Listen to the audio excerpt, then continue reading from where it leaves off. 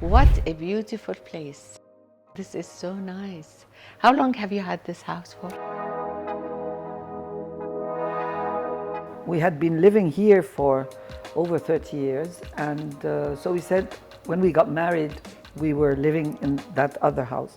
All of a sudden we realized that this house cannot be left alone. So the idea emerged, why not turn it into a guest house? This house has always been full of people, family, friends.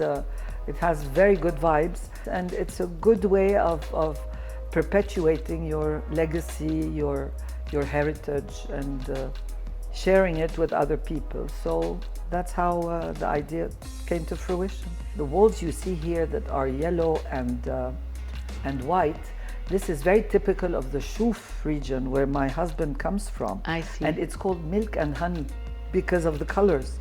The yellow stone is honey and the white stone is milk. Initially, this is not at all typical of the Kasserine where we are. So he did the first fusion. He brought the Shuf to Kasserine. What you see here is a fusion of so many cultures.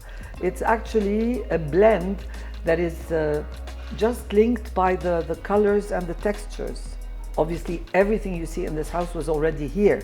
It existed in other rooms, so it was refurbished in a way to use the collections and the artifacts in different contexts. The fusion between East, Far East, Oriental, Ottoman, Syrian, this is all the woodwork. The wood panels are Damascus, obviously.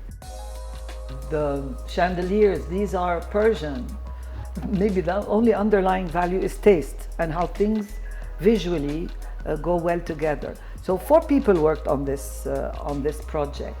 The Orientalist and Traditionalist duo, who's obviously my husband, and Camille Tarazi from Maison Tarazi.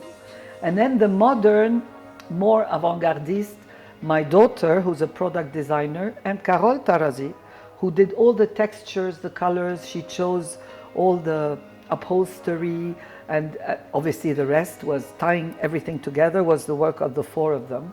And I think it's they did a beautiful job. Quite a nice job. Very beautiful job. Where did the name Indira come from? Okay, so we decided to turn it into a guest house. We wanted an original name, intriguing. We were very late on the branding, and we were thinking, what are we going to call this place that looks like no other? So one day my husband says Indira. So obviously when you say Indira, you think Gandhi. Now Indira means beauty in Sanskrit. I see. So it's an old language, it's Asian, and Indira is very intriguing. Everybody asks the question. So Indira, and it became Indira. We really didn't know whether it was going to catch, and it did. And people like it. Yeah. And maybe because people have to ask you, what does it mean? It raises questions, and it was the idea actually also. That's true. So your husband has a passion for art? Yes, he's a passionate collector.